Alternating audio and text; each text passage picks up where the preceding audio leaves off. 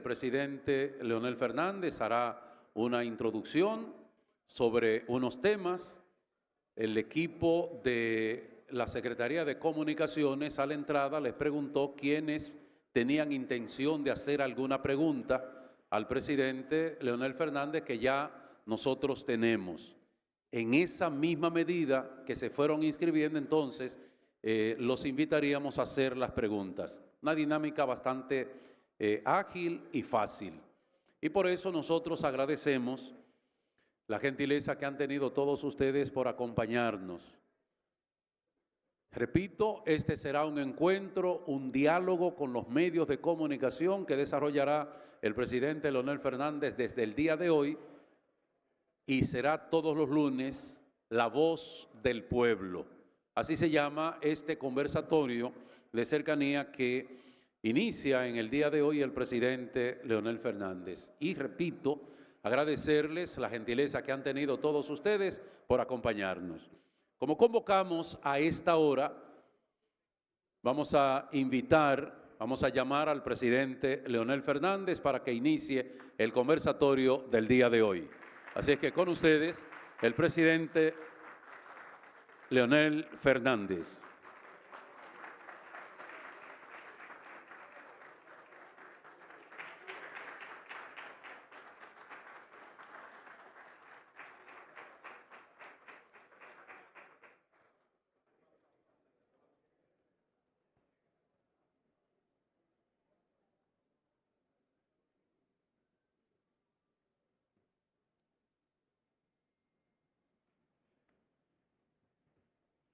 Muy buenos días a todos, distinguidos miembros de la prensa nacional, compañeros miembros de la Fuerza del Pueblo.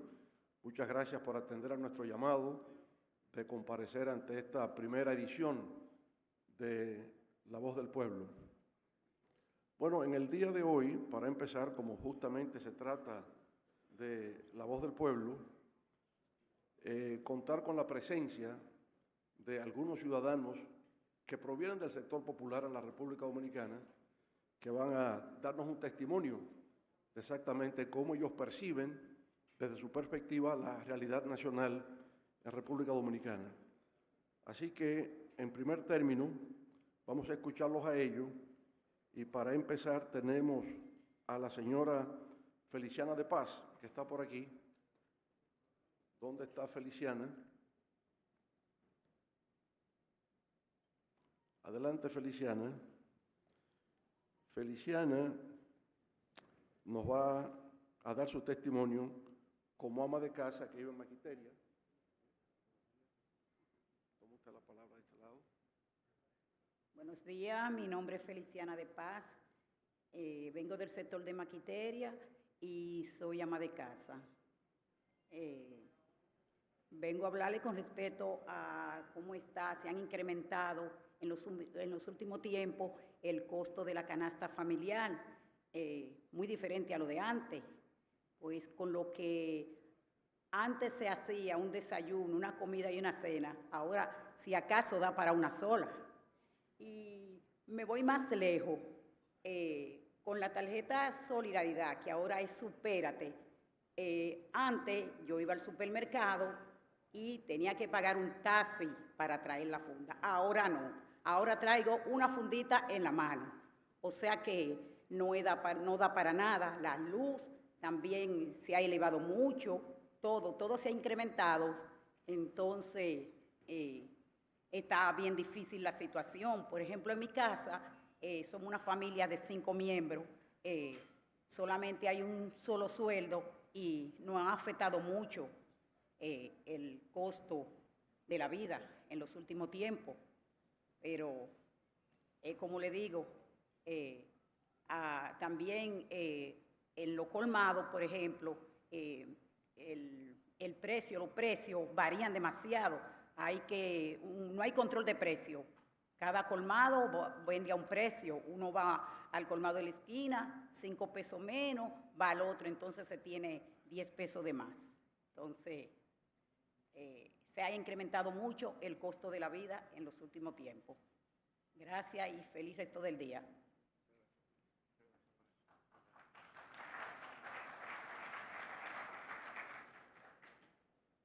Bien, ese es el testimonio, ¿verdad?, de Feliciano de Paz, una ama de casa de Maquiteria, que nos comparte exactamente cómo ella siente en el día a día el impacto del alto costo de la vida. Aquí también vamos a tener ahora a Dani Antonio Díaz. Y Dani es un barbero de Los Mameyes, que también tiene algo que contarnos. Así que, por favor, hacia adelante, Dani Antonio Díaz.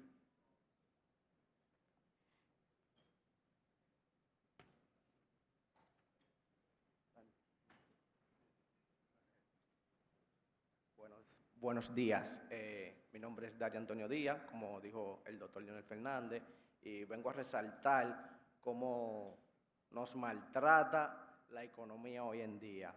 Yo soy peluquero y, como saben, los peluqueros vivimos del día a día, que hay que dejar un diario en casa. Soy padre de dos hijos y, ¿qué le digo? Nos maltrata tanto que hace 3 o 4 años atrás, el diario mío eran 200 pesos, 250 pesos. Hoy en día es un diario de 400 a 500 pesos, porque todo ha subido. En cuanto a la peluquería, ha subido tanto los productos. Un producto que costaba 100 pesos, hoy en día cuesta 3.25, el que cuesta 3.25 cuesta 6.25, o sea, todo ha subido el doble. Y resaltar que la clientela ha bajado mucho, porque, como ustedes saben, le afecta al cliente también la economía. Le afecta al cliente la economía, no encuentran trabajo, no encuentran el sustento, y mucho menos para ir a recortarse. El que se recortaba una vez al mes, va una vez en 2 meses. El que iba 15 días, va una vez al mes. O sea que no estamos trabajando, sino que estamos pasando trabajo. Y resaltar que los peluqueros estamos atrás y necesitamos volver para adelante. Gracias.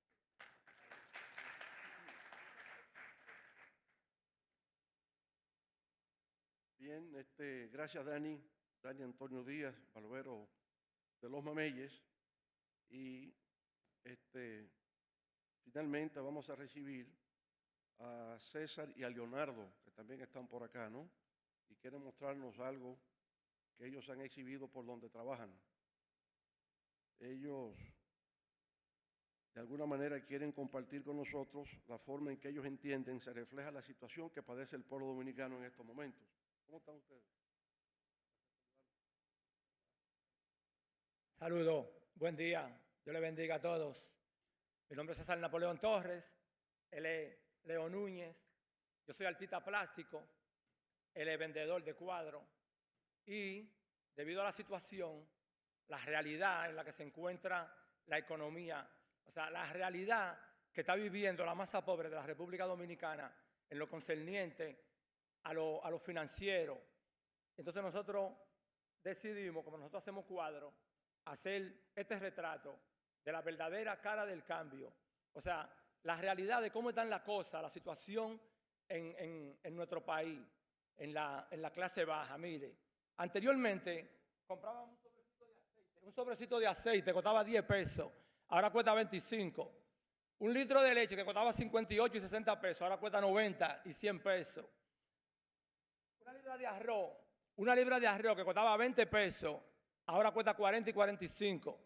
Una libra de azúcar, del azúcar crema, que costaba anteriormente 20 pesos, ahora cuesta 40. Una libra de azúcar blanca, que anteriormente costaba 30 pesos, ahora cuesta 55 y 60 pesos. Mire, oiga lo que les voy a decir, mi gente. La harina de maíz mazorca nunca había subido en este país. Oiga, usted iba al colmado a comprar una libra de harina de maíz mazorca y usted siempre iba a encontrar el mismo precio. Ahora usted va a comprar una libra de harina de maíz mazorca, costaba 15 pesos, ahora cuesta 30 y 35 pesos. Los colmados se han vuelto un campo minado. Oiga, usted tiene que ir con mucho cuidado cuando usted vaya al colmado a comprar algo, porque usted encuentra un precio hoy, pero mañana cuando usted vaya usted va a encontrar otro precio. Y si usted le dice algo al pulpero, usted le reclama porque usted le dice, oh, pero ven, ¿acaso costaba? Él le dice, no, pero si tú lo compras si tú quieres. Porque cuando nosotros tenemos que ir al supermercado, cuando nosotros tenemos que ir al almacén, los pulperos, a comprar, entonces ellos también tienen que enfrentar la situación de la carestía de los precios. Si el cambio sigue, la macamos. Ya lo saben.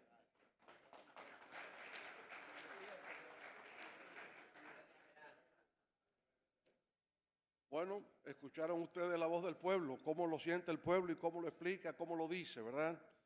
Ahora vamos a tratar de sustentar eso que ellos han dicho conforme a su estilo y de acuerdo con sus palabras y el cómo lo perciben. Nosotros entendemos que en realidad la inflación, el alto costo de la vida, ha sido uno de los graves problemas que hemos tenido en la República Dominicana desde el 2021 a la fecha, y que el gobierno ha sido incapaz de poder aplicar políticas públicas orientadas a defender a los consumidores, es decir, al pueblo dominicano con respecto a este tema de la inflación o el alto costo de la vida. Conforme al Banco Central, la inflación meta que se establece desde el año 2012, el Banco Central lo empieza a establecer a partir del año 2012, la meta inflación ellos la llaman como 4 más o menos 1, lo cual quiere decir que la inflación no debe pasar más del 5% ni debe ser menos del 3%. Y por tanto, lo ideal es mantenerla en 4. 4 más o menos 1 es la meta de inflación que plantea el Banco Central.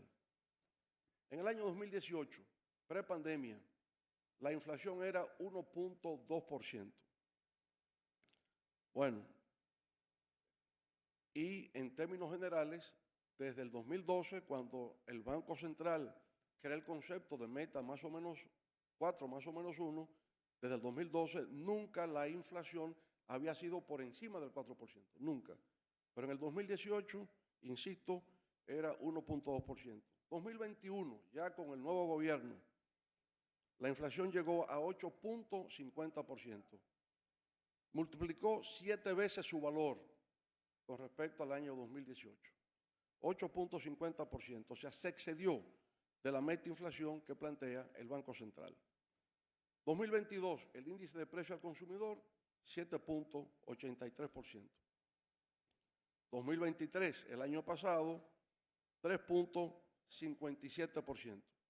Aquí el Banco Central dice que al descender a 3.57%, pues se ha cumplido con la meta de inflación. Pero en realidad, este es el primer gobierno que ha incumplido con la meta de inflación del Banco Central a partir del 2021 y 2022. Explico. Cuando se habla de que la inflación ha descendido a 3.57%, no es que los precios han bajado. Significa simple y llanamente que el aumento de precios continúa, pero a una velocidad menor a lo que se tenía antes. Correcto, de manera que aquí los precios no han bajado. La inflación no ha bajado. Lo que ha bajado es la presión inflacionaria, que es un concepto diferente. En los 31 meses consecutivos, desde que este gobierno se instaló, 31 meses consecutivos, la inflación superó el 5% límite de inflación del Banco Central. 31 meses consecutivos. Incrementó 10 veces su valor en un periodo de 12 meses. De mayo 2020 era equivalente al 1%. La inflación era un 1% en mayo del 2020 y en mayo del 2021 era 10.5%. Por tanto, incrementó 10 veces su valor en tan solo 12 meses. De octubre del año 2020, ya corresponde al actual gobierno, a diciembre del 2023, 288 artículos, es decir, el 79.1% de la canasta básica tuvo incremento interanual de 2 dígitos. 105 artículos, o sea, el 36.4% de la canasta básica, tuvo entonces una inflación entre 21 y 30%. No ya 5, no ya 6, entre 21 y 30%. 105 artículos. 96 artículos, o sea, el 33.3% de la canasta básica, registraron incluso una inflación mayor del 31%. La inflación, aunque el Banco Central afirma que la presión inflacionaria ha disminuido a 3.57%, lo cual lo coloca dentro de la meta inflación de 4 más o menos 1, la inflación promedio anualizada ha sido de 6.63%. O sea que lo que va de este periodo de gobierno no se ha cumplido con la meta de inflación cuando hacemos el promedio anualizado del 2020 al 2023. Ahora, al momento actual,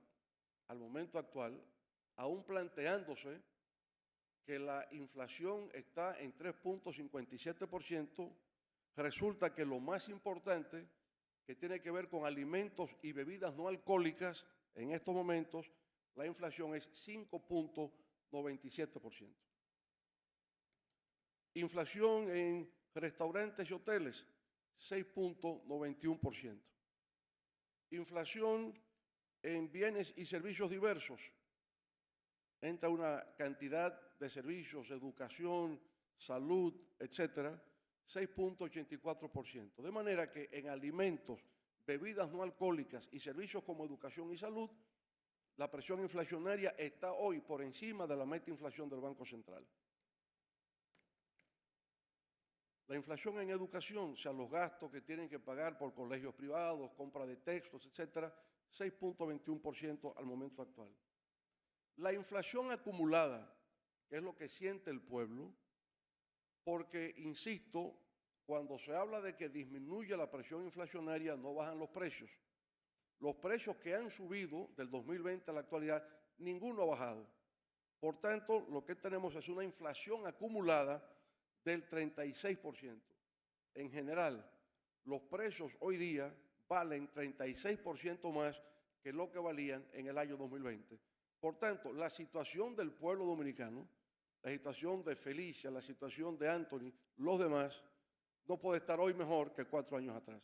Tiene que estar peor. Y ellos son un reflejo de lo que está ocurriendo en la sociedad dominicana que denunció la Iglesia Católica en los 7 sermones. ¿Cuánto es el costo hoy día de la canasta básica familiar? De acuerdo con datos del propio Banco Central, el costo mensual de la canasta básica familiar es equivalente a 44.752 pesos con 87 centavos. Bien, ha habido, el presidente de la República en varias ocasiones se refiere a que durante su gestión de gobierno ha habido 2 aumentos de salario mínimo, llevándolo al 40%. Bien, lo cierto es que ese aumento del 40% en el salario mínimo no cubre el costo de la canasta básica familiar. Por tanto, los trabajadores del campo solo pueden cubrir el 34.2% del costo de esa canasta básica. Los trabajadores del campo. Los trabajadores de pequeñas empresas solo pueden cubrir el 35.4%. 35.4% trabajadores urbanos, trabajadores de la ciudad en pequeñas empresas. Los empleados del sector público pueden cubrir el 37.2% de esa canasta. En fin, como pueden observar, ni los del campo, ni los de la ciudad, ni los trabajadores del sector público salario mínimo disponen de recursos suficientes para poder acceder a una canasta básica familiar en la República Dominicana. Por eso nosotros hemos dicho en distintas ocasiones que hay un malestar social en la sociedad dominicana. Y ese malestar social obviamente se debe a una disminución del poder adquisitivo del pueblo dominicano debido a los altos precios que tienen los artículos de esa canasta básica. El actual gobierno del PRM de Luis Abinader ha introducido en distintos momentos planes para frenar el alza de los precios, sobre todo de alimentos. El primer programa se llamó Siembra RD. Sin embargo, ese programa fracasó, naufragó rápidamente, porque el propio gobierno promovió la aprobación en el Congreso Nacional de una ley que autorizaba la importación de 67 artículos de esa canasta básica provenientes de países que no tienen un acuerdo de libre comercio con la República Dominicana, y era importación de bienes finales, importación de pollos, importación de carne, importación de leche, etc. Y esos artículos estaban exentos del pago de arancel. De manera que una política de siembra RD se vio contrariada con una política, todo lo contrario, de importación de bienes finales exentos del pago de arancel, que no bajaron los precios. Se importó pollo de Brasil, se importó carne de Argentina, se importó leche y los precios no bajaron como consecuencia de esas importaciones, pero sí afectaron a los productores nacionales. Los productores de pollos, los productores de huevos se vieron afectados con una competencia desleal de importación de esos productos sin tener que pagar los impuestos en aduanas. Fracasó el programa Siembra RD. Después vino combo de Inespre. ¿Alguien se recuerda en estos momentos del combo de Inespre? Nadie se recuerda del combo de Inespre. Nos recordamos del combo show de Johnny Ventura, de muchos años, pero no del combo de Inespre. Ese no lo recordamos. ¿Eh? Y luego, más recientemente, del campo al colmado. El presidente habló de un programa que se llamaría del campo al colmado porque entendía que la inflación se debe fundamentalmente a la especulación de los intermediarios y que son los intermediarios los responsables, los culpables del alza de los precios de los artículos de la canasta básica. Y bueno, cuando intenta establecer ese programa del campo al colmado, consistía en una estrategia de comercialización para disminuir los precios de 16 productos agropecuarios de consumo masivo. Entre esos afiliaron 90.000 colmados que existen en barrios y campos del país y que abastecen al 60% de las familias dominicanas. Era un gran plan, 90.000 colmados a nivel nacional, 60.000 familias compran esos colmados. Bueno, ¿y qué pasó? Que tan pronto lo instaló, porque no conversaron con nadie, los comerciantes de Merca Santo Domingo se sublevaron. Dijeron, pero ven acá, nosotros somos aquí los que servimos con los productores para que estos productos lleguen a los detallistas. Si ustedes instalan detallistas en el entorno de Merca Santo Domingo para competir con los que hemos estado aquí durante años, están creando una competencia desleal. Así no se puede. Pero otros se sintieron excluidos porque el programa solamente llegó a Los Alcarrizos, a Pantoja y a Pedrobrán. Realmente nunca logró establecerse a nivel nacional. Por tanto, el programa del campo a los colmados ya tampoco nadie lo recuerda. Nadie recuerda del campo a los colmados porque nunca realmente existió. De manera que los 3 programas que el gobierno quiso poner en ejecución para enfrentar el problema de la inflación, ninguno ha dado resultado. Fruto de la improvisación, lo que significa que no consultaron a los dueños de colmados, no consultaron a Merca Santo Domingo y como todo en este gobierno, la improvisación siempre conduce al fracaso. Lo que en realidad ha permitido disminuir la presión inflacionaria es la política monetaria restrictiva del Banco Central. Y el Banco Central, por consiguiente, lo que ha hecho es aumentar las tasas de interés, a sacar circulante del mercado y con eso ha frenado el crecimiento de la economía. Y por esa razón, el año pasado, la economía dominicana solamente creció 2.4% del PIB. De manera que tuvimos las dos desgracias, precios altos y bajo crecimiento. Y eso se lo debemos a este gobierno que supuestamente trabaja para los pobres, pero lo que ha hecho es, ha empobrecido más a la República Dominicana.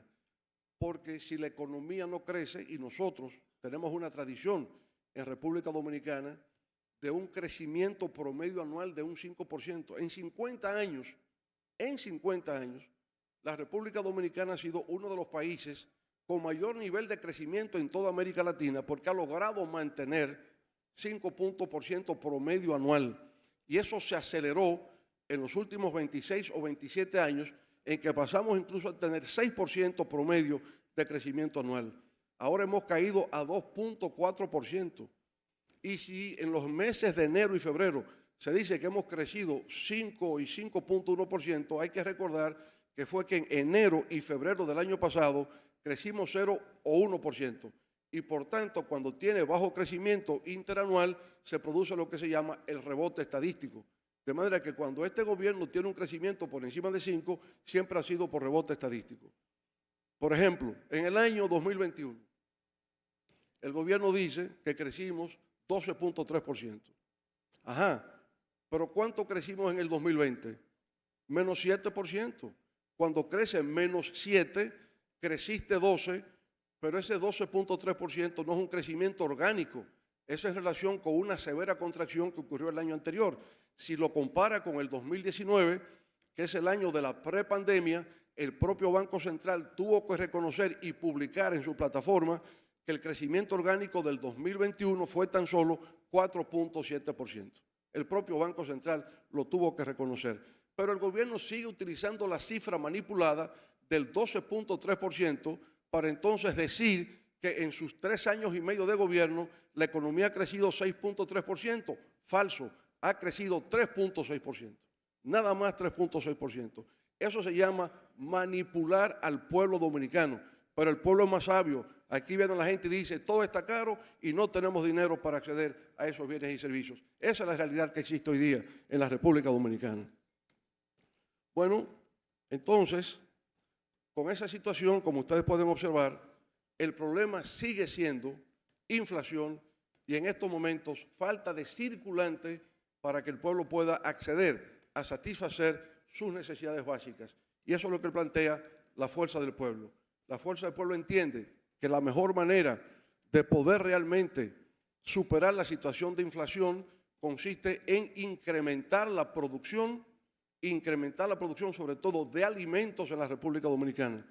En lugar de importar bienes terminados exentos del pago de arancel, lo que hay que importar insumos para la producción nacional.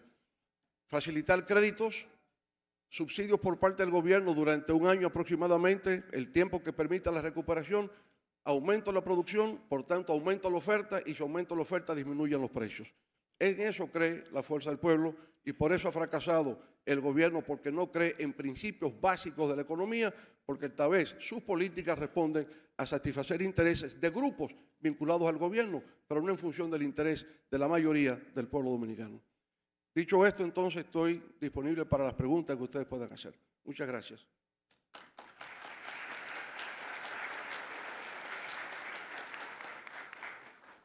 Sí, abre el micrófono, por favor.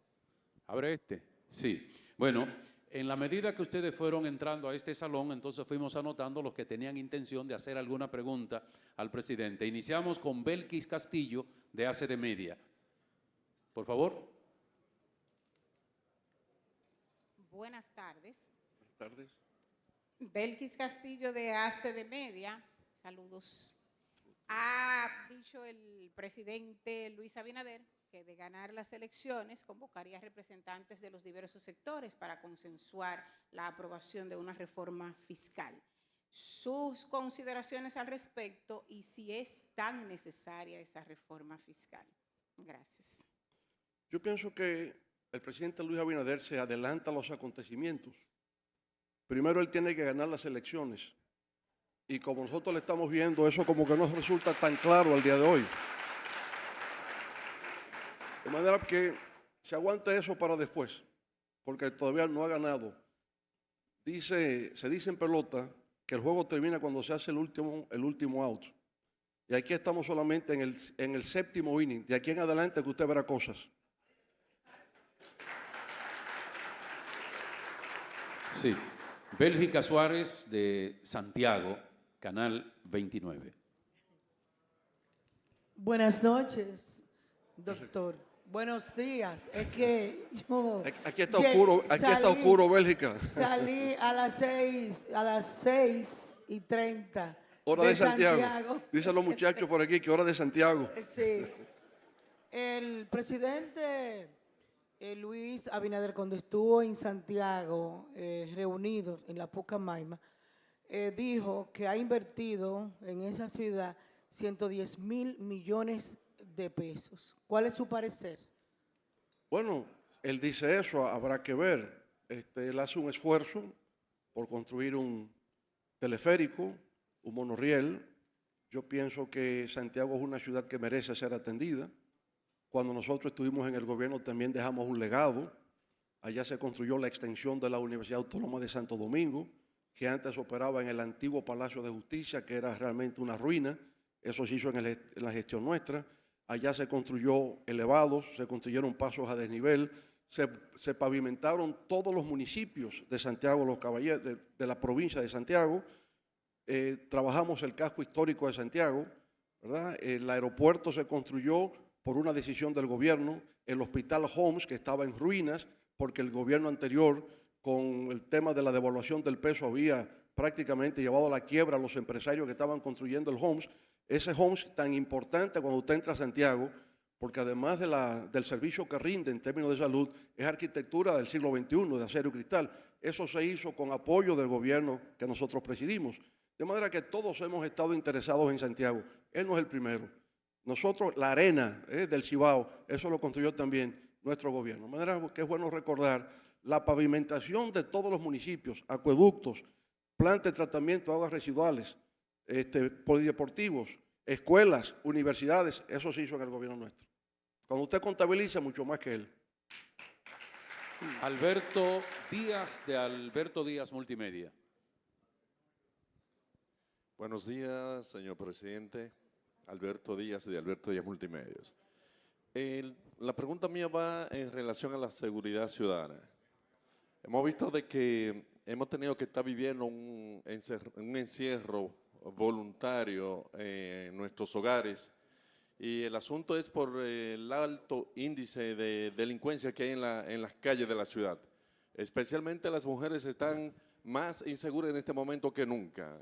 Tienen miedo caminar en las calles por producto de que pueden ser sorprendidas y atracadas. ¿Qué haría usted en relación a esto al momento de llegar a la presidencia de la República? Mire, conforme a nuestro programa de gobierno, que pondremos a circular el miércoles de esta semana, hay todo un capítulo dedicado a lo que llamamos estrategia de seguridad y prevención. Porque ya en un gobierno previo habíamos tratado exitosamente lo que se llama la investigación criminal. Con el programa de investigación criminal llegamos a un acuerdo con una institución educativa en Nueva York que se llama el John Jay College de Justicia Criminal. Oficiales nuestros iban a Nueva York a tomar cursos allí o venían ellos acá. Igual con Brasil, con el Policía Federal, ellos le llaman Policía Federativa de Brasil, también altos oficiales de la policía nuestros se entrenaban con ellos. ¿Y qué fue lo que hicieron? Con Brasil, todo lo que tiene que ver con geolocalización del crimen.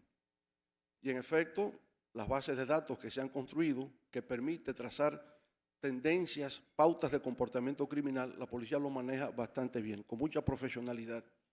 Lo otro es investigación criminal propiamente.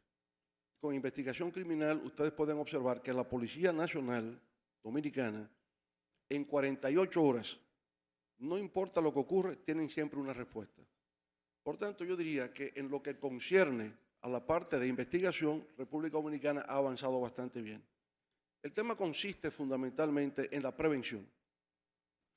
Y la prevención ya es un tema mucho más complejo que requiere factores externos y factores internos, como lo podrán leer después en nuestro programa de gobierno.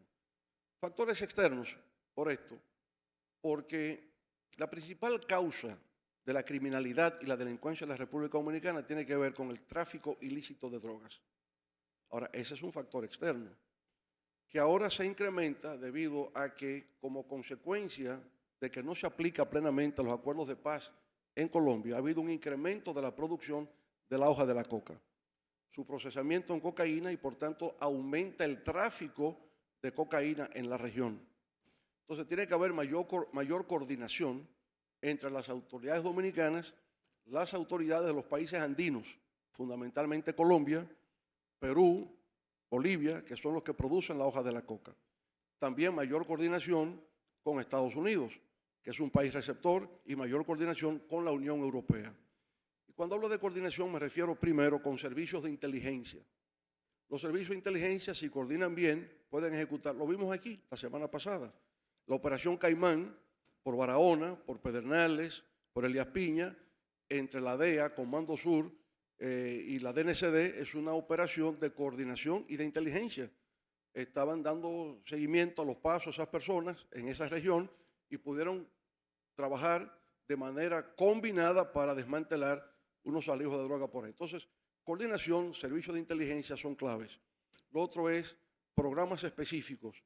Tenemos un programa que se llama, que retoma Barrio Seguro, pero que ahora tiene el nombre de Juntos Somos Más, que va dirigida a los barrios para tratar de dar con las causas subyacentes de la delincuencia barrial, que tiene que ver con el desempleo de los jóvenes, que tiene que ver con la falta de educación, no practican deportes, ausentes de la cultura. Entonces, intervenir en ese aspecto, como hicimos con Barrio Seguro. Lo que yo siento, sin embargo, que será la gran diferencia es en el uso tecnológico que vamos a tener.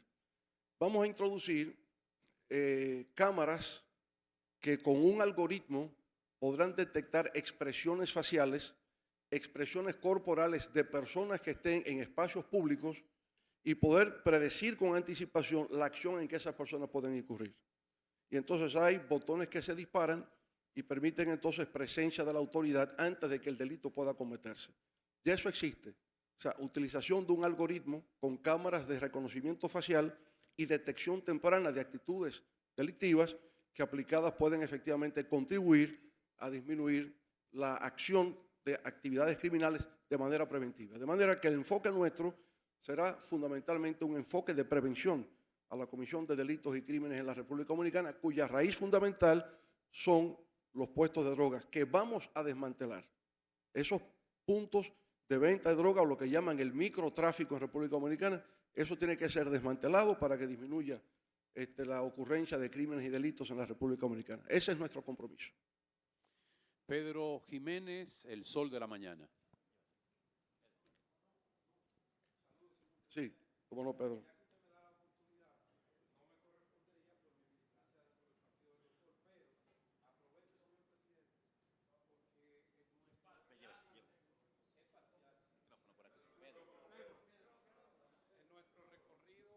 Por los diferentes barrios de la ciudad capital, de manera muy especial la demarcación número 2 del distrito, a nosotros la gente se nos queja por 3 elementos fundamentales. El primero lo abordaron los ciudadanos que estuvieron honrados de participar con usted en ese podio.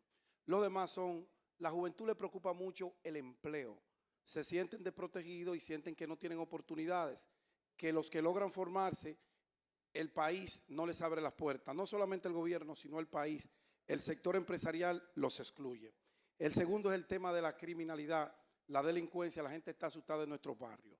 Al presidente Leonel Fernández, mucha gente dice, bueno, ¿qué haría Leonel diferente a lo que hizo en 12 años? Y yo le hago las dos preguntas, ¿qué haría diferente a los 12 años y qué haría para salvar y recuperar la confianza de ese segmento de la juventud que quiere participar de la actividad productiva, pero no encuentra oportunidades? Muchas gracias. Mire, gracias, Pedro. La gente a veces critica a un gobierno diciendo, pero no resolvió nada. En salud no resolvió, en educación no resolvió, los apagones siguen, pero un gobierno no se mide así. Los gobiernos se miden es si al cabo de su gestión el país está mejor o peor que como estaba 4 años antes. Y yo lo puedo decir, que 2 años después de mis 3 periodos de gobierno, el país estaba mejor que como yo lo encontré. Esa es la verdad. Ahora, ustedes se dan cuenta que con una economía creciendo a 2.4 y teniendo una inflación acumulada de 36%, un gobierno no puede decir que hoy está mejor que 4 años atrás. Esa es la diferencia. Ahora, siempre habrá cosas distintas porque hay una dinámica de los acontecimientos que imponen cosas distintas. Un país no es estático. Usted resuelve un problema y se crean otros. Por ejemplo, uno que vivimos todos. ¿Por qué razón hoy día tenemos un serio problema en el transporte? Porque la sociedad dominicana y la economía dominicana se expandieron. Es decir, aquí hay una clase media que no existía 25 o 30 años atrás. Es una clase media urbana, para empezar, una variación sociodemográfica fundamental en la sociedad dominicana. En los años 70, el 85% de la población era rural. Hoy día es al revés. Hoy día el 80-85% es población urbana, clase media. Entonces, por eso tenemos un tema del transporte. Por tanto, el tema del transporte es un tema generado por el progreso que el país ha tenido. No es por la pobreza, es por el progreso que ha tenido. De manera que hay problemas que se engendran por la pobreza y hay problemas que se engendran por el progreso. Entonces, el transporte se ha generado por el progreso. Ahora, eso requiere nuevas soluciones. Entre las soluciones están el Metro de Santo Domingo, por ejemplo, ¿verdad? El Metro de Santo Domingo hoy monta anualmente 120 millones de usuarios, 10 veces la población dominicana. Esa es una solución. Ahora, ¿quedará estático en el tiempo? No. Habrá que seguirse construyendo más metros y en otras ciudades. Y habrá que construir trenes interprovinciales y conectar, como lo hemos pensado nosotros, el Caribe con el Atlántico, porque el mundo va en esa dirección, ¿correcto? Entonces, ¿qué va a traer de nuevo? Lo que la sociedad dominicana demanda. Nosotros tenemos una agenda dual: solución, problemas del pasado y enfrentar los problemas del futuro. Y en esa combinación es que estamos en la República Dominicana. Yanesi Espinal, periódico El Caribe.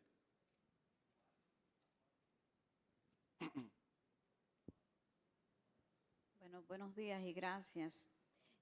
Voy a hacer 2 preguntas en una oportunidad, si se puede. Uno es, presidente, la oposición ha denunciado constantemente que las renuncias de dirigentes de los distintos partidos opositores se debe a una compra que hace el partido de gobierno. La respuesta del partido de gobierno ha sido que ustedes deben probar de que se trata de una compra y no de una salida voluntaria para ir al partido oficial. ¿Está la oposición en condiciones de probar de que se trata de una compra de dirigentes? Lo segundo es que se plantea una reforma fiscal inminente, independientemente de quién gane las elecciones del 19 de mayo. En su caso, me gustaría saber si usted piensa que eso se podría evitar y si se aplicaría en un gobierno suyo una reforma y en qué consistiría. Bien, con respecto a lo primero, Yanesi, mira, aquí se ha dado un fenómeno inédito en la política dominicana, que un gobierno con su gran poder persuasivo haya logrado que 32 alcaldes de la oposición pasen a ingresar al gobierno, llama la atención. Que 45 directores de distritos municipales pasen al gobierno habiendo sido electos en la oposición, llama la atención. Que de repente un alcalde recién electo en Pedro Brán, recién electo, a la semana pase a ser parte del partido oficial. Yo creo que en el ámbito del derecho criminal eso se llama elementos indiciarios de la comisión del delito. Entonces, yo diría incluso que la Procuraduría General de la República, de oficio, debiera hacer una investigación de cómo un fenómeno tan extraño ocurre en la República Dominicana.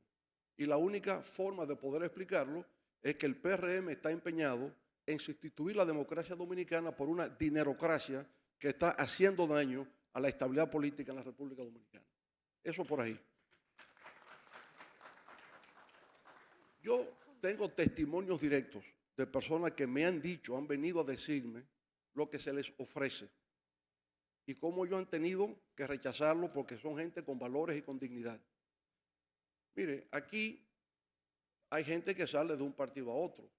Un partido se divide y mucha gente o se queda en el partido viejo o va a un partido nuevo, pero lo hace por convicción. Lo hace por convicción. Cuando el PRD se dividió en el 1973, yo era del PRD, de la Juventud Revolucionaria Dominicana, miembro del Frente Estudiantil Socialista Democrático FUS en la UAS. Yo pasé al PLD. ¿Por qué seguía el PLD? Porque creía en el líder Juan Bosch, era mi líder. Lo hice por convicción, por valores, por principios. Eso tiene sentido. Pero cuando usted se va de un partido de oposición al gobierno, bueno, nosotros le hemos llamado el bloque oportunista. El bloque progresista tiene que enfrentar el bloque oportunista. Así es como se puede calificar.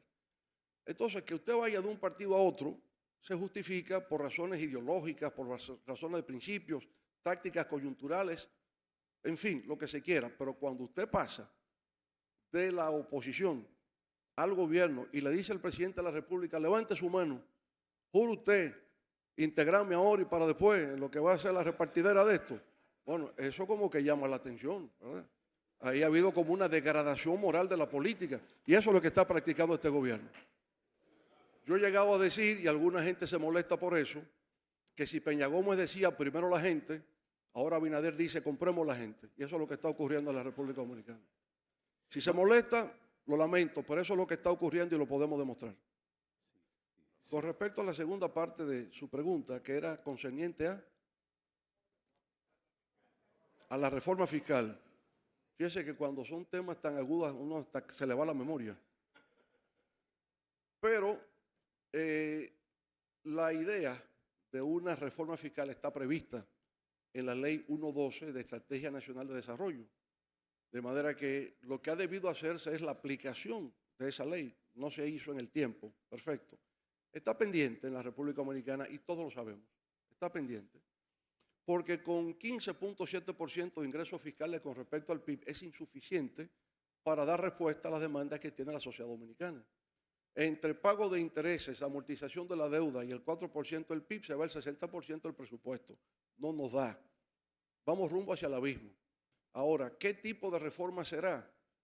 ¿Cómo será implementada? Eso requiere ahora un nuevo diálogo.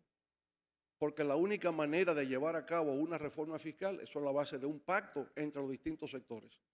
Una reforma fiscal requiere 3 elementos. Primero, que sea económicamente racional, que lo que vayamos a decidir vaya en bien de la sociedad, el bien común. Lo segundo, que sea socialmente incluyente. Y tercero, que sea políticamente viable. ¿Verdad? Y sobre todo lo último, en una reforma fiscal es clave porque hemos visto hasta en América Latina, cada vez que se intenta introducir una reforma fiscal, inmediatamente vienen las protestas callejeras y viene la represión. Entonces, el pueblo tiene que ver que si hay una reforma fiscal, no significa necesariamente aumento de impuestos. También debe consistir en disminución de gastos. También tiene que ver con evasión de impuestos, con elusión de impuestos, que es cuando apoyándose en la ley se buscan huecos para evadir el pago de los impuestos. Todo eso va incluido en una reforma fiscal. De manera que todos los sectores tendrán que verse. Nosotros en todo caso aspiramos en la Fuerza del Pueblo a que sea una reforma progresiva y no una reforma regresiva para la República Dominicana. Mari Carmen Rojas de Telecentro. Saludos, Mari Carmen Rojas de Noticentro Canal 13. Presidente, el viernes, si no me equivoco, el Tribunal Superior Electoral emitió una sentencia en donde desmonta o despoja de 4 de sus candidatos a diputados en la circunscripción 1 del Distrito Nacional para estas elecciones. Por situaciones, escriben ahí varias situaciones. Nos gustaría saber la posición de la Fuerza del Pueblo, qué va a pasar con estos 4, 3 de ellos mujeres, y hasta el momento algunos no han sido notificados de manera formal y tienen 72 horas que creo que corren a partir de hoy para inscribir a los nuevos candidatos. Por favor, su opinión sobre esto. Bueno, es una situación compleja porque se trata de una sentencia cuyas motivaciones al día de hoy se desconocen. Solamente se ha publicado el dispositivo de la sentencia. Partes involucradas en esa sentencia nunca han sido notificadas, por tanto no han podido ejercer su derecho a la defensa. Y yo diría que de entrada es una sentencia nula, porque una sentencia que obvia el debido proceso, las partes no son citadas, las partes no comparecen, no son escuchadas, es una violación al debido proceso. Por tanto, esa ley, esa sentencia debe ser nula por inobservancia del debido procedimiento de ley ante un litigio.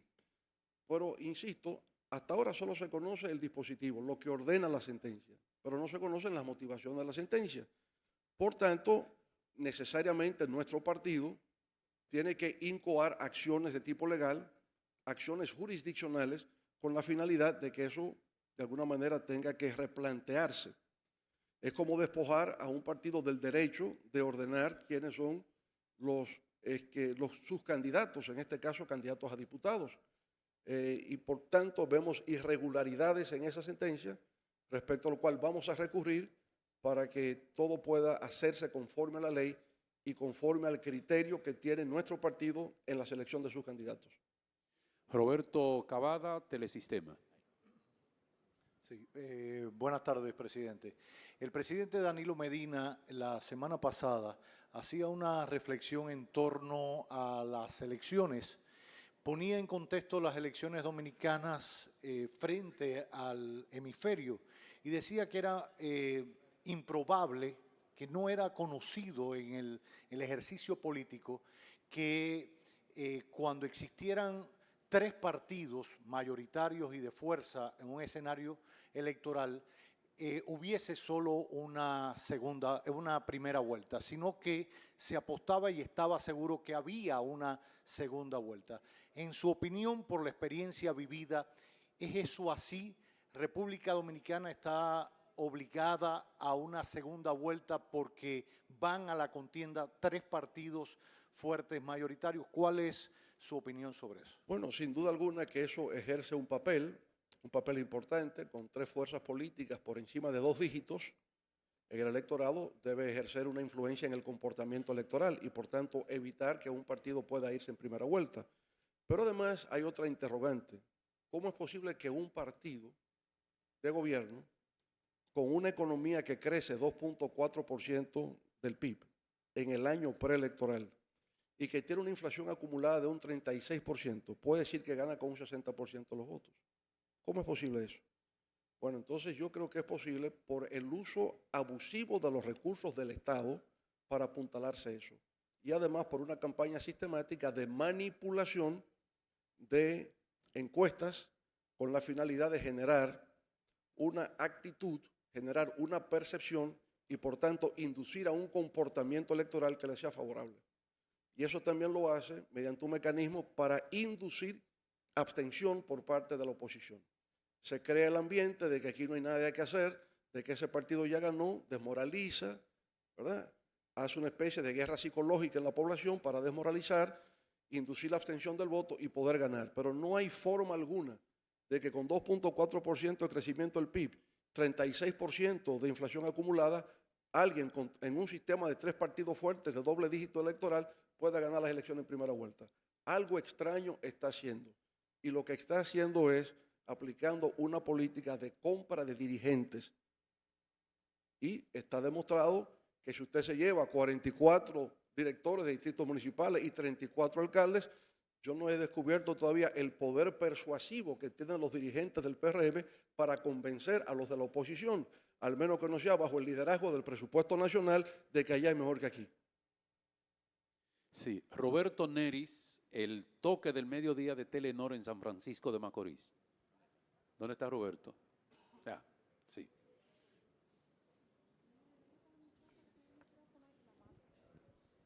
Buenas tardes, presidente. Mi pregunta es, La Voz del Pueblo, ¿será un programa o un espacio con la prensa de temporada o dependiente de lo que suceda en el mes de mayo, una primera o segunda vuelta, se continuará?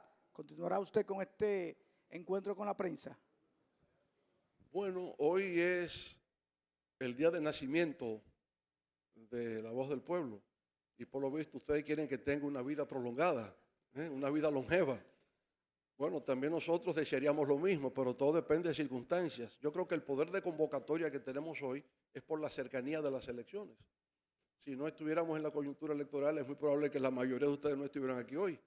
De manera que todo está en función del interés de la opinión pública en un momento dado, ¿verdad?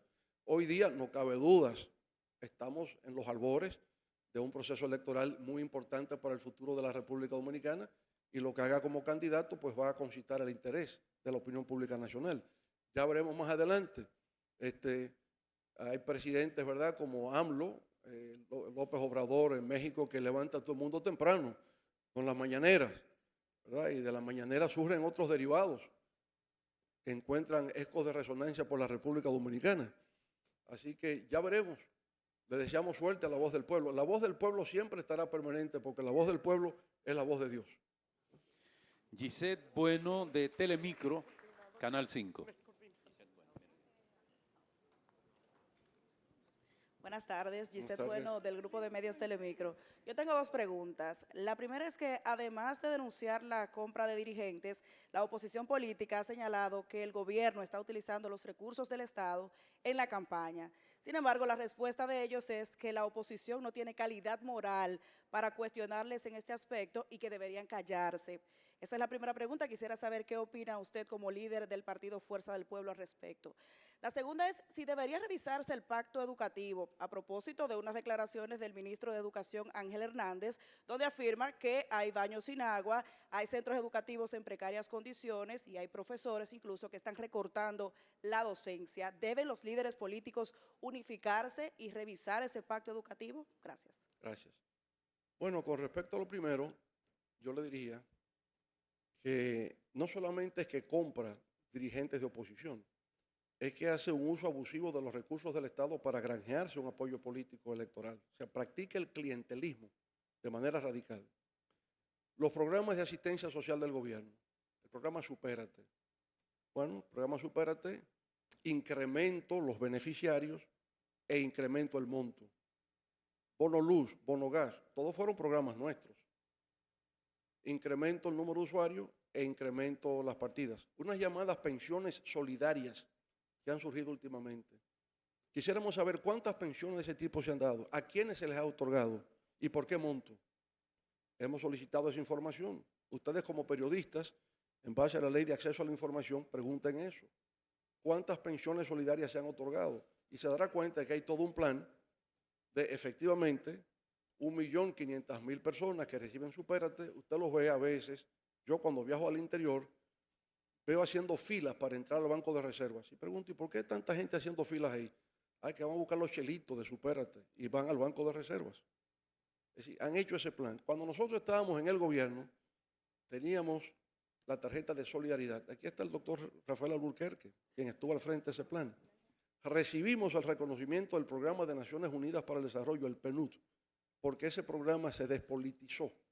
No se tomaba en consideración que fuera parte del partido o no. Sencillamente era un ciudadano que necesitaba de esos servicios, de esos recursos. Ahora, hay una correlación. Si usted me dice que la pobreza en República Dominicana está disminuyendo, entonces los beneficiarios de esos programas sociales deben bajar. Ahora, si usted sube los beneficiarios de ese programa es porque la pobreza está subiendo, una de dos. Entonces el gobierno nos quiere vender las dos versiones.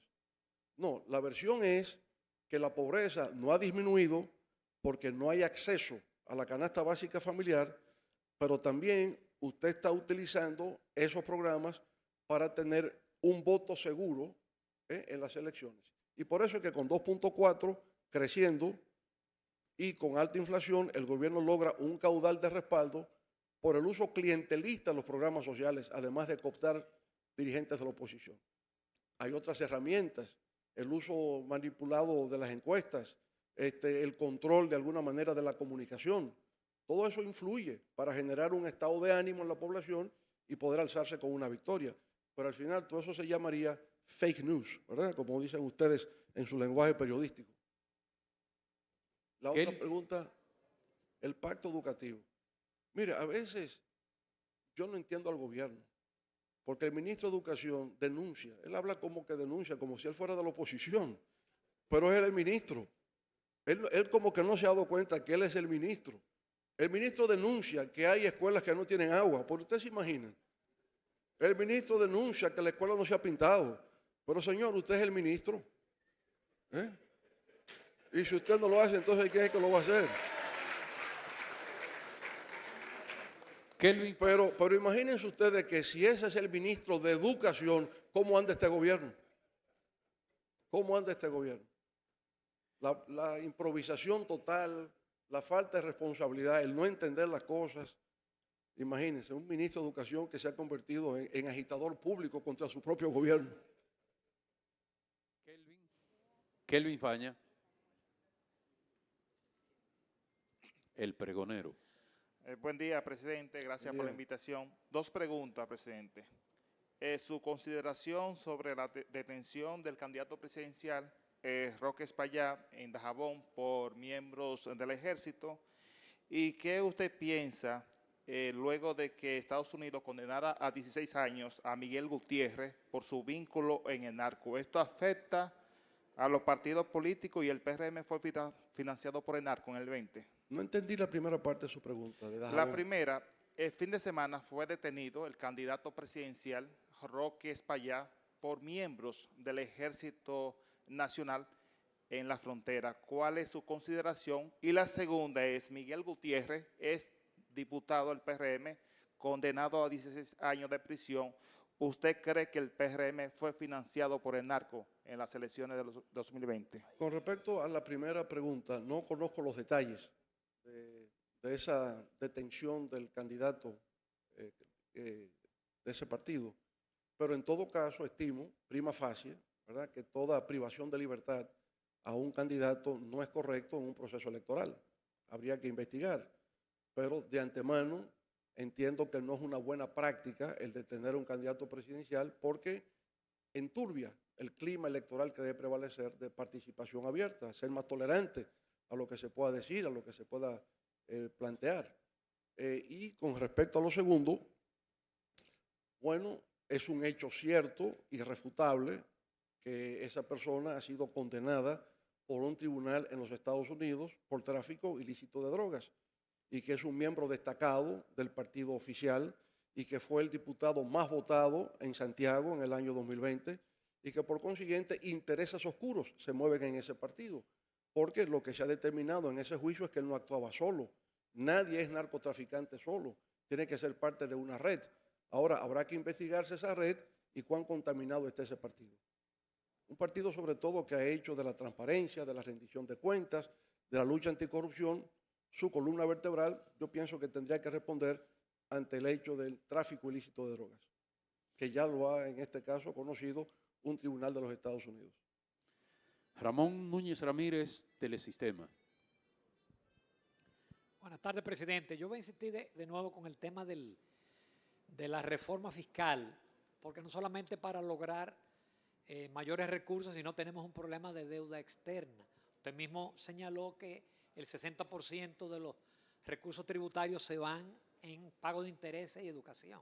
Es más, interés está casi alcanzando educación en el 4% del PIB. Pero también tenemos una deuda de la cual no se habla mucho, que es otro problema grave, que es la deuda del Banco Central. Cuando en el año 2012 usted abandonó la presidencia, esa deuda era del orden de los 380.000 millones, ya supera el billón, pero no el billón americano, sino el billón español. Aparte de ese elemento O sea, un trillón. Exactamente, un trillón, pero es un billón español. Aparte de eso, estamos presenciando un aumento sostenido del tipo de cambio, a pesar de que lo tienen apresado, y también otros elementos como la tasa de interés subiendo, a pesar de las políticas monetarias de estímulo y flexibles del Banco Central. Pero quiero concentrarme en la parte de cuál sería la magnitud del déficit de la reforma fiscal que debe tomar en cuenta el tema del Banco Central. Sí, todos sabemos, Ramón, ¿verdad?, el motivo real de esa deuda del Banco Central. La raíz está en el déficit cuasi fiscal generado por la crisis financiera del 2003. Bueno, se publicó, se promulgó y se dio a conocer la llamada Ley de Capitalización del Banco Central. Y se acordó que el gobierno central trasladaría anualmente 25.000 millones de pesos al Banco Central para ir solventando el tema del déficit cuasi fiscal. Lo hicimos nosotros. El gobierno nuestro religiosamente cada año, desde que se publicó esa ley, enviaba los 25.000 millones de pesos al Banco Central. Posteriormente no se ha hecho. Este gobierno no ha aportado un solo centavo a la ley de capitalización del Banco Central. De manera que ese problema está ahí. Ahora, yo no estoy de acuerdo, estaría en desacuerdo con que esa deuda del Banco Central se transfiera al gobierno central. Porque una deuda de esa magnitud de parte para un gobierno que ya en sí arrastra una deuda pública interna, deuda pública externa, y que ahora se le suma la deuda de 1 trillón de pesos al Banco Central, eso sería, en caso de una desestabilización macroeconómica hipotética, eventual, y que ojalá nunca ocurra, pero generaría un problema de gobernabilidad, porque el responsable es el gobierno central. Mientras que si usted plantea la autonomía del Banco Central, eso es para bien y para mal. Eso es activo y pasivo. Pero usted no puede ser un banco autónomo y entonces pretender actuar bajo beneficio de inventario. No, es activo y pasivo, eso es lo suyo. Trasladarlo al gobierno central para mí sería un gravísimo error para la gobernabilidad democrática de la República Dominicana. Entonces, insisto en eso, Ramón, de la necesidad de que haya un diálogo y se construya un consenso con respecto a esa reforma fiscal que cuando se vaya a ejecutar, entiendo que debe tener una gradualidad. No puede ser una cosa en forma abrupta, decir, América Latina tiene un 21% de presión fiscal, nosotros 15%, vamos a llevarlo a 21%, eso de un golpe no es posible. Eso se lo puedo adelantar, porque el trastorno social que eso traería hoy día es inconmensurable. Yo creo en la gradualidad. Felipe González en España logró incrementar la presión fiscal en España en sus 14 años de gobierno de manera gradual. Cada año, cada 2 años, eso iba subiendo en forma gradual. Por tanto, fue un aterrizaje suave, como se dice hoy día en el lenguaje de los financistas, ¿no? Un aterrizaje suave. Eso es lo que creo. Pero ya no quiero yo adelantarme a emitir opiniones que deben ser resultado de ese diálogo. He dicho que hay medidas que no solamente es aumentar impuestos, sino que tiene que ver con evasión fiscal, con elusión fiscal, que tiene que ver con mejorar la calidad del gasto, con disminuir gastos, ver exenciones, etcétera. Hay muchos mecanismos para poder explorar y cómo mejorar la política fiscal de la República Dominicana. Sí, Pablo Macchini. Buenas tardes, presidente, y gracias por la invitación. Lo primero es que es muy bueno verlo coincidir con Danilo Medina en su apreciación sobre lo del pacto fiscal. Yo creo que eso es esperanzador para una posible alianza o quizás hasta una reunificación de la familia PLDista. Pero mire, profesor, cuando éramos jóvenes e indocumentados, usted fue nuestro profesor de introducción a la sociología o de sociología de la comunicación de muchos de nosotros. Ya nos quedamos tantos por la edad. Pero ahí uno, desde entonces, usted siempre había estado muy adelante en lo que son estrategias de comunicación, por su conocimiento. Ya presidente, eso se puso en evidencia con una serie de encuentros que usted propiciaba entre directores de medios de comunicación, los directores de la prensa escrita, y eso se mantuvo. En los últimos tiempos ha ocurrido con AMLO, que usted mencionó, una apertura mayor. En el caso dominicano, una semanal, y ya ahora usted da otro paso hacia adelante con un encuentro como este, que es online. El país no se está viendo en este momento. Ya no, esto supera a los encuentros tradicionales que con líderes de opinión usted y los otros presidentes realizaban. ¿Podríamos decir que esto significa un cambio en la estrategia, en la política de comunicación del presidente Fernández y que este tipo de encuentro se va a mantener en vivo, como se ha hecho ahora, abierto a toda la prensa y sin ningún tipo de censura ni restricción? Bien, Pablo. Miren, desde el gobierno yo mantenía siempre diálogos con los periodistas y con directores de medios. Continuamente se hacía. Ahora, hay un modelo comunicacional presidencial en América Latina que surgió con el movimiento progresista. Por ejemplo, ustedes recuerdan al presidente Hugo Chávez, aló presidente. Y él tenía todos los sábados unas intervenciones maratónicas que duraban hasta 10 horas. También el presidente Correa en Ecuador tenía también un modelo comunicacional muy activo. Bueno, yo era más formal en el sentido de, déjeme yo hablar cuando tenga algo que decir, algo importante que decir, puesto que salir a hablar, bueno, no va como con mi estilo, no va con mi personalidad, sino si creo que tengo algo trascendente que comunicar, pues lo hago, si no, pues nada. Y siento que en el tiempo se ha ido instalando, ¿verdad?, a nivel presidencial en América Latina, porque eso no existe en Europa. O sea, usted no ve, en Europa se da de otra forma. Como son regímenes parlamentarios, los primeros ministros tienen que ir al Parlamento a pelear por sus tesis, por sus planteamientos de gobierno. Entonces usted ve a Pedro Sánchez que va al Parlamento español, al Congreso de los Diputados, y eso, como usted se da cuenta, es una confrontación verbal ácida la que se produce ahí semanalmente. Nosotros tenemos un sistema presidencialista donde al presidente solamente se le exige una rendición de cuentas cada 27 de febrero. no tiene que ir constantemente al Congreso a debatir. Por tanto, los sistemas son distintos. El primer ministro europeo no anda convocando ruedas de prensa, sino que debate en el Parlamento y la prensa cubre el Parlamento. En el Parlamento británico eso todas las semanas. El primer ministro acude y se da. El presidente latinoamericano es otra formalidad. Ahora, insisto, de hace un cierto tiempo, Correa, Hugo Chávez, otros iniciaron este proceso de mayor comunicación. Y veo que esos vientos han llegado a República Dominicana, ¿verdad? Bueno, han llegado a nivel presidencial y como se abruma y se controla toda la prensa, toda la opinión pública, hemos salido en el ejercicio legítimo de la defensa. Entonces, el modelo nuestro se llama, el modelo comunicacional nuestro se llamaría entonces legítima defensa. El modelo de la legítima defensa.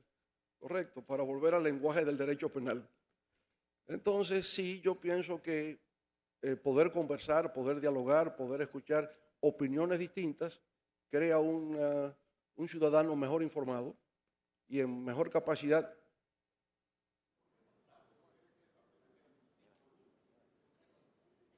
Mire, vamos sobre la marcha. Yo pienso que en esta recta final es donde la gente estará más interesada en escuchar. O sea, al final toda campaña electoral también pasa por ciclos y el ciclo final es donde hay mayor atención, donde el ciudadano está más presto a escuchar lo que se pueda decir. Nadie recuerda lo que se dijo la semana pasada, después está seguro de eso. Nadie recordaba al principio del campo al colmado, nadie recordaba el combo de Inespra, hasta que yo se lo recordé hoy. Y eso salió de esos encuentros, nadie lo recuerda, pero ahora sí que se va a recordar. Prometió el combo de Inespra y eso desapareció. Y prometió del campo al colmado y eso ni lo menciona. Ahora sí tiene sentido porque es cuando la gente va a decidir a votar. Melton Pineda. Ahora, Melton, antes de que usted tome la palabra, porque Pablo me decía, cuando usted era profesor de nosotros, hace largos años, yo a Pablo se lo acepto que me lo recuerde. Pero, Pablo, a veces siento alta preocupación cuando alguien me dice, usted fue profesor de mi abuela. Entonces, y que puede ser verdad, además. Presidente, yo lo voy a meter en el campo internacional. Como usted es un experto en asuntos internacionales y veo que está rebalando también, señalando algunas cosas internacionales. En República Dominicana, en 1973, a raíz de la muerte de Juan Bosch, del derrocamiento de Juan Bosch, que no lo mataron. 63. 73. El derrocamiento de Bosch. 63. 63. No lo mataron. Y aquí hubo menos convulsiones sociales que en Haití.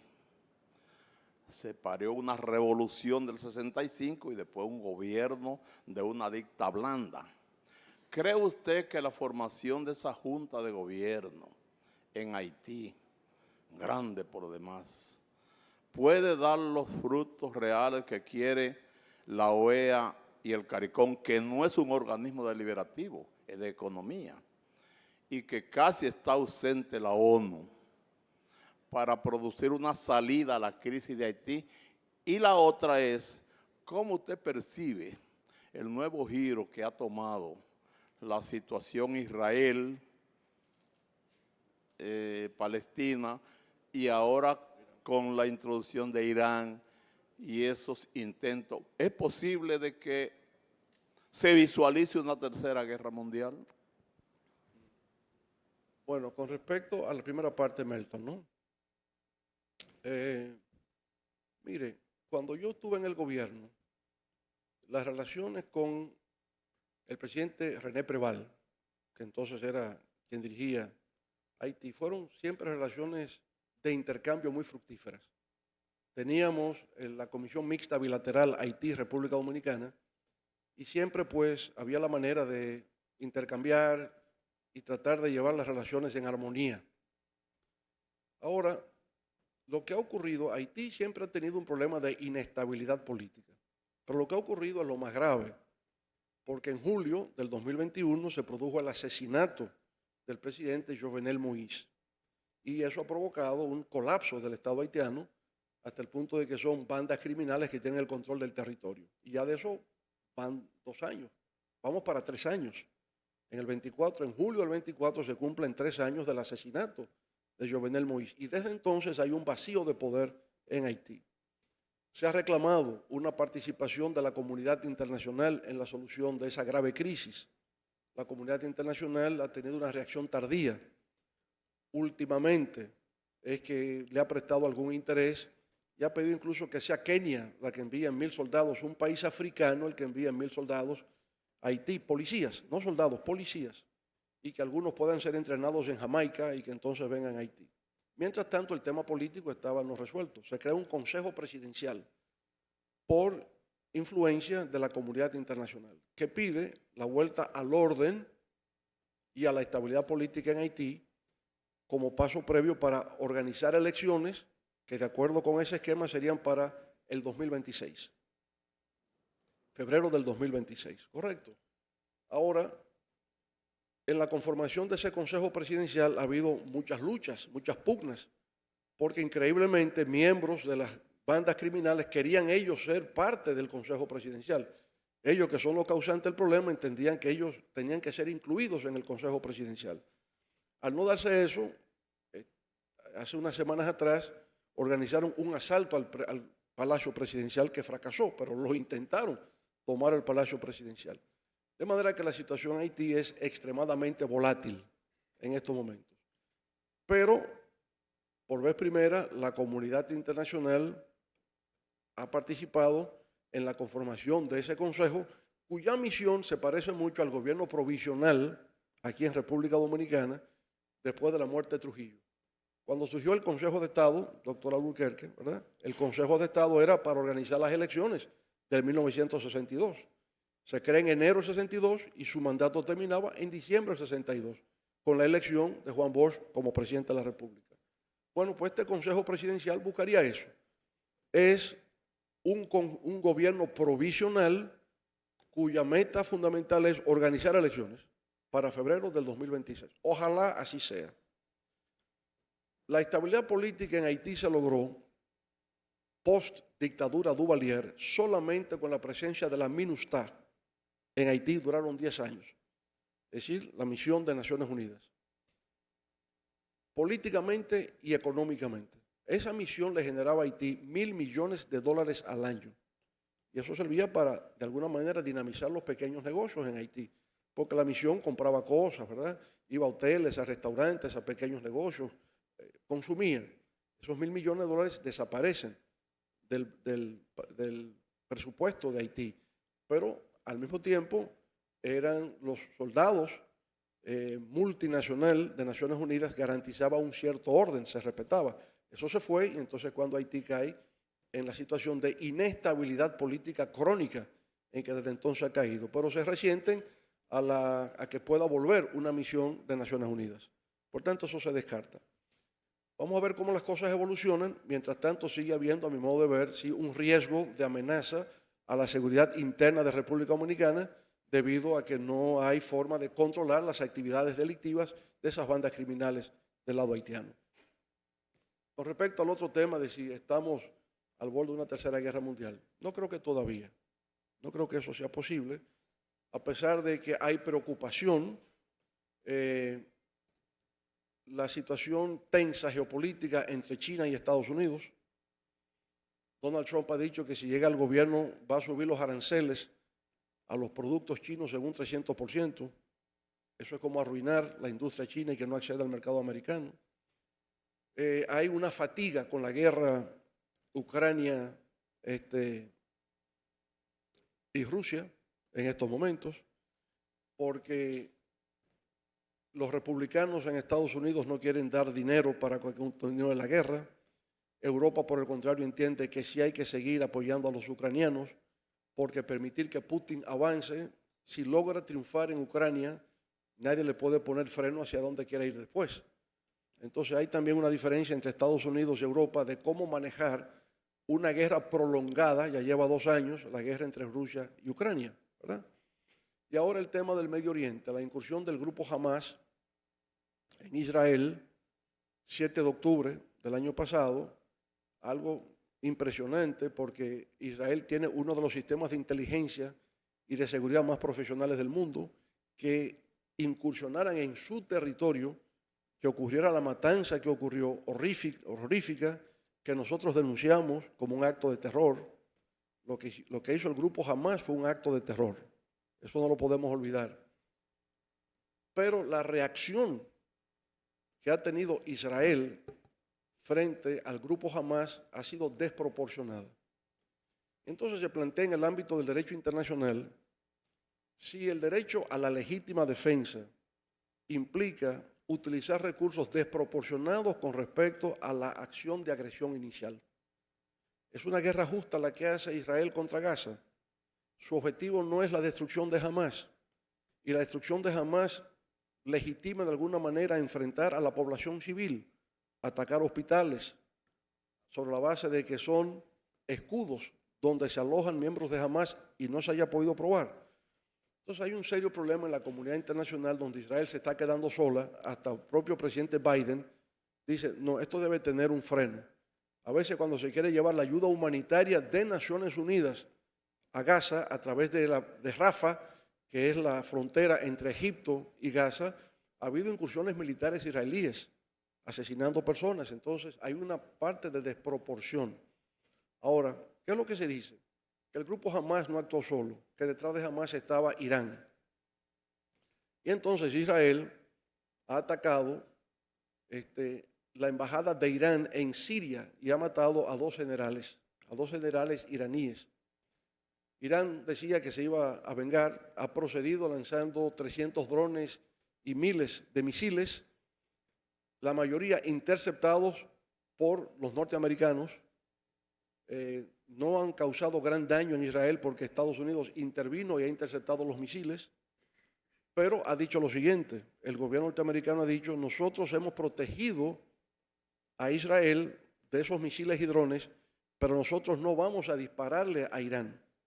De manera que es una guerra de la que Estados Unidos quiere mantenerse alejada, como también se ha mantenido alejado de la guerra entre Rusia y Ucrania. Aporta con armas, aporta con dinero, pero no coloca un miembro del ejército en el terreno. Entonces es una política diferente, es una política militar distinta. O sea, se entiende que hay una amenaza. Putin lo ha llevado más lejos. Ha amenazado con hacer uso de armas nucleares si Europa intenta colocar soldados en territorio de Rusia. Macron ha dicho que es importante que Europa tenga soldados apoyando a Ucrania frente a Rusia. Alemania lo ha descalificado. O sea, nadie quiere la guerra con Rusia, nadie quiere el escalamiento de la guerra en el Medio Oriente, porque ahora también China ha dicho que tiene armamentos nucleares y que va a ampliar sus armamentos nucleares. De manera que el mundo ciertamente está en una incertidumbre en estos momentos, no cabe dudas de que así es, pero considero que hay una cierta prudencia que se está manejando en el sentido de defendemos, protegemos cualquier ataque contra Israel, pero nosotros no atacaremos a Irán, porque si se ataca a Irán, Irán es parte también de una red, ¿verdad?, donde participan países árabes y donde está Rusia y donde está China en el mundo de los BRICS ampliados, donde entonces sí podríamos entrar en una fase peligrosa para la estabilidad de la situación internacional. Bueno, nos quedan dos preguntas. Yo sé que mucha gente quisiera hacer preguntas al presidente, pero tenemos ya mucho más de una hora en esto. Eury Cabral y Rosalina Lora del Grupo SIN. Son las últimas dos preguntas. Gracias, presidente, por la invitación. Dos preguntas puntuales, presidente. El presidente de la República, Luis Abinader, presentó una comisión para la modificación de la ley 124 que crea la Dirección Nacional de Inteligencia. Esa comisión, incluso donde hay abogados que son de la Fuerza del Pueblo, son muy cercanos a usted, han planteado modificaciones. Usted tuvo una crítica muy fuerte a esa ley.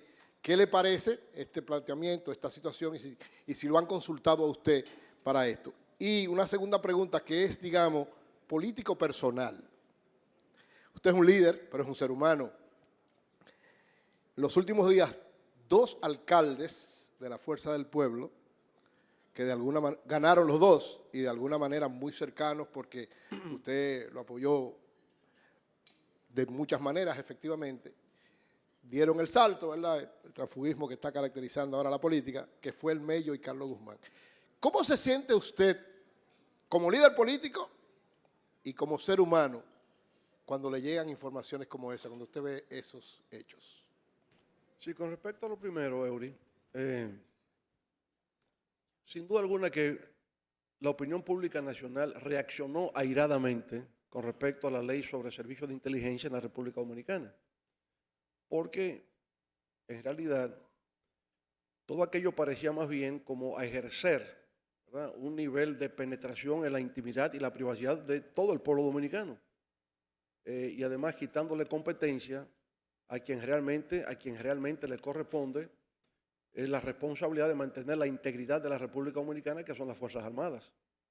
Entonces, de repente le quitaban a las Fuerzas Armadas el control de los servicios de inteligencia y la pasaban al DNI. Si todo tenía que hacerse en función del DNI, y no creo que un sistema de inteligencia donde el objetivo fundamental es la protección de la integridad territorial no esté en manos de las Fuerzas Armadas, ¿verdad? Para empezar, entiendo que el presidente debió haber vetado ese proyecto de ley.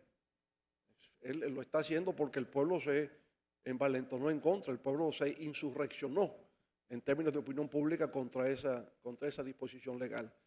El que ahora se busque enmendar eso con un nuevo proyecto de ley me parece que es la vía para solucionarlo, no solamente en cuanto a una acción de nulidad ante el Tribunal Constitucional porque viola diversos preceptos de derecho fundamental, ¿verdad? Derechos fundamentales son violentados por esa ley que aún está vigente. Me parece que es preferible introducir una nueva ley que deje la anterior sin efecto que proceder por la vía de la nulidad inconstitucional. Me parece bien. No he sido consultado, no conocemos el alcance de ese proyecto y ni siquiera sé cuáles son los abogados de la Fuerza del Pueblo que están colaborando con eso porque conmigo... No, NANFI no está trabajando en un proyecto sobre el servicio de inteligencia. Esa es una ley sobre comunicación, sobre la parte de comunicación. Así que es otra disposición legal que hay. Con respecto a lo que usted dice en el aspecto personal, ¿cómo me sentiría con miembros de nuestro partido que uno que ganó y otro que perdió y terminan yéndose con el oficialismo? Con respecto al segundo, no tengo todavía la constancia de que es así, pero en el supuesto, en el caso hipotético de que pudiera ser así, yo digo, mire, la política se nutre, si usted quiere ser realmente un líder político que piensa en el destino de su pueblo, usted tiene que estar imbuido de valores y principios. Y dentro de esos valores hay una cosa que se llama dignidad personal. Usted tiene que tener dignidad. No hay dinero que te pueda comprar, porque por encima de todo está el aprecio y la valoración de tu pueblo. Yo lo lamento por ellos. Lamento por ellos porque el nivel de repulsa social, de rechazo que la sociedad tiene frente a personas que actúan así, eso, diría yo, le daña a una persona lo que es su convivencia en la sociedad. Por tanto, yo siempre digo eso. Usted tiene que tener claramente para qué usted actúa en la sociedad y por qué usted está en la política. A veces usted está arriba, a veces usted está abajo, no importa. Lo importante es ser parte del proceso histórico de transformación en beneficio del pueblo del cual usted forma parte. Para mí eso es lo que tiene valor y lo que tiene sentido. Participar en política por satisfacer un ego personal, o usted participa por enriquecerse, o usted participa porque usted es parte de un proceso de transformación histórica que es lo único verdaderamente trascendental. Yo creo en esto último. Y para eso no se necesita dinero. Para eso lo que se necesita tener son ideas. No hay nada más poderoso que ideas que representan los verdaderos intereses del pueblo dominicano. En eso yo creo. La última pregunta es para Rosalina Lora del grupo SIN. Gracias, buenos días. La semana pasada, 2 instituciones gubernamentales fueron víctimas de hackeos. Una de estas fue la Dirección de Compras y Contrataciones, sus redes sociales fueron hackeadas y más de 8,000 archivos de la página del Ministerio de Salud Pública también fueron sustraídas por hackers. Entonces, quisiéramos saber cuál es su opinión respecto a esto, si usted cree que evidencia debilidades en el sistema de protección de datos gubernamentales y de si pudiera afectar resultados de cara a los comicios de mayo. Bueno, que haya un hackeo a las cuentas, a las páginas del gobierno, realmente resulta preocupante. Yo pienso que en ese sentido lo que el gobierno debe hacer es reforzar su política de ciberseguridad, como lo están haciendo muchos gobiernos en el mundo. Y nadie está exento de eso. Ahí yo, en realidad, lo que veo en el gobierno es que también es una tendencia que se da en otras partes del mundo, sino los Wikileaks en Estados Unidos, ¿no? Desde adentro te sacan toda la información relevante, sensible que tiene el Estado, y no hubo forma de controlar eso en los Estados Unidos. Entonces, uno se pregunta, ¿cuál sería el interés de alguien hackear la página del sector de salud pública para llevarse los archivos que tienen que ver con salud pública? Yo no logro entender el motivo, la razón de eso. Pudiera haber información más sensible que la de los archivos con los pacientes de salud pública, pienso yo. La compra de las vacunas. Bueno, ya eso obedece a otros motivos entonces, motivos mayores. No había reflexionado sobre eso en ese sentido, porque cuando lo leí en la prensa, bueno, que penetran para llevarse los archivos de salud pública. Bueno, no sé qué médico en el ejercicio privado quiere tener tantos pacientes como clientes, ¿verdad? Para llamarlos directamente por teléfono. Yo te ofrezco mejor servicio a un precio más barato. Para ahora que usted lo dice, me pone ahora a pensar en el lado oscuro de la historia. Bien, entonces creo que en ese sentido la recomendación siempre sería reforzar los servicios de ciberseguridad, que es lo que hoy día los bancos, las empresas y los gobiernos están haciendo para protegerse de esa nueva modalidad que existe a nivel internacional. ¿Y lo otro era?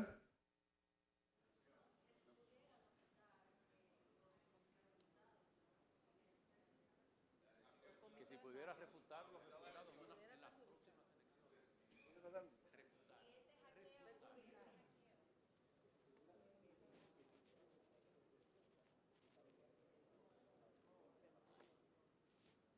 Bueno, pero la pregunta es muy a destiempo. Dejemos que pasen las elecciones y ya veremos cómo discurrieron para yo decirle. Obviamente que si ganamos no tengo nada que refutar. Bueno, muchas gracias. Bueno, muchas gracias. Carlos. El próximo lunes continuamos entonces con La Voz del Pueblo. Sí, un momentito, por favor. Carlos. Carlos. Acuérdense que Carlos viene del mundo del boxeo. Si no le damos la palabra, aquí hay problemas. Voy a respetar el protocolo, que no acostumbro a eso.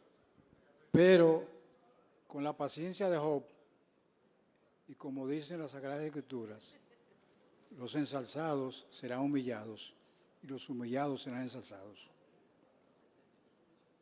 Tengo que hacer esas dos preguntas. Me sacaron del borde de la hoja, pero estoy aquí. Y como voy a viajar próximamente, y en mi viaje voy a hacer algunos escritos. Señor presidente, dos preguntas básicas, puntuales, como se dice en la jerga comunicacional de estos tiempos. Primero, en Argentina ocurrió para mí un fenómeno político. Alberto Fernández, presidente, no fue a reelección, pero Sergio Massa, su ministro de Economía, fue a la candidatura presidencial. Sacó un 46% y el señor Javier Milei sacó un 25%. Vino la segunda vuelta, todos sabemos que Milei ganó con 56%, con el apoyo de las otras candidaturas. ¿Usted cree primero que ese fenómeno se podría dar en el país? Número uno. Y la segunda pregunta, que ya yo escribí sobre eso. Julio César, el gran romano, cuando iba cruzando el río Rubicón con sus tropas, dijo esta frase: la suerte está echada. Y ganó la guerra, cuando nadie pensaba que le iba a ganar. Usted podría emular esa frase mítica de Julio César. Muchas gracias. Muy bien, gracias, Carlos. Bueno, yo le diría lo siguiente. No tengo las dimensiones de Julio César. Yo lucho por el bienestar de este país y hago todo el sacrificio personal que haya que hacerse para que en este país prevalezca siempre la paz, la libertad, la democracia y el progreso. Por eso yo lucho. Pienso que hay un gran respaldo del pueblo dominicano a lo que nosotros políticamente hemos representado. Pero en todo proceso electoral siempre hay desafíos, hay retos, hay riesgos. Usted puede ganar o no ganar unas elecciones. Mi maestro, mi guía, Juan Bosch, ganó una vez, una sola vez ganó, y gobernó 7 meses. Y después no pudo ganar en 6 elecciones. Y sin embargo, hoy reverenciamos a la figura de Juan Bosch, porque fue un gran maestro, porque fue un hombre honorable, porque fue un hombre que sembró ideas. Y todos nosotros somos fruto de su creación. Peña Gómez, gran líder nacional, nunca ganó unas elecciones presidenciales y perdió 3. Y todos reconocemos sus méritos como gran líder de la democracia dominicana. Yo no creo que unas elecciones definan para siempre el futuro de un país. Las elecciones pasan y dentro de 4 años vienen otras y vendrán nuevas generaciones que sustituirán a la actual y tendrán la obligación de representar al país. La historia no termina con las últimas elecciones de un país. Entonces, aquí hacemos nuestro mejor esfuerzo. Aquí presentamos lo que son nuestras ideas, lo que son nuestros compromisos con el pueblo dominicano. Creemos, valoramos los esfuerzos que otros hacen, pero a veces nos damos cuenta también que son ideas equivocadas, aunque pueden ser bien intencionadas, pero son equivocadas y pueden conducir a un camino también, en lugar de progreso, a un camino de retroceso institucional y de retroceso económico y social. Eso creemos y por eso nos sometemos al debate para discutirlas. En ese intercambio de ideas vamos a ver quién puede tener la razón en esto. Ahora sí me opongo a que en un sistema democrático alguien quiera imponerse a la brava porque tiene más recursos y porque alguien quiere utilizar herramientas de poder con la finalidad de manipular, desinformar, descontextualizar información para su beneficio. Con eso sí estamos en desacuerdo y lo denunciamos y lo decimos, lo estoy diciendo aquí públicamente. ¿Cuáles son las herramientas de poder que se utilizan para que en República Dominicana en el 2024 no haya elecciones que usted pueda calificar de que son elecciones íntegras y que son elecciones equitativas? Porque eso no es verdad. No son elecciones íntegras ni equitativas. Se están utilizando recursos del Estado para imponer una determinada opción electoral. Y se está degenerando la política democrática en la República Dominicana cuando se compran actores políticos, sean electos o no sean electos, provenientes de la oposición. De que una gente se pasa de un partido a otro, siempre ha existido, pero lo hace por razones distintas. Yo salí de un partido y entré a otro. Y duré 47 años en ese partido y cuando yo entendía que ya no nos comprendíamos, salimos y formamos otro. Pero nadie puede cuestionar eso. Ahí la moralidad no se cuestiona. Usted tiene derecho a no sentirse parte de un partido y ser de otro. Lo que sí se cuestiona es que usted ha sido electo por un partido de oposición, acaba de ser electo y usted se va a un partido oficial. Eso es cuestionable, moralmente eso es cuestionable. Y yo diría, más que moralmente, eso es cuestionable legalmente. Si se investiga bien, se encontrará que hay un fondo oscuro en todo eso. Y entonces siento que se está degradando la moral de la democracia en la República Dominicana. Y eso es gravísimo, porque cuando eso se pierde, no garantizamos la estabilidad política que ha sido la fuente del crecimiento y del progreso que ha tenido la República Dominicana en 50 años. En 50 años. No lo pongamos en peligro por unas elecciones.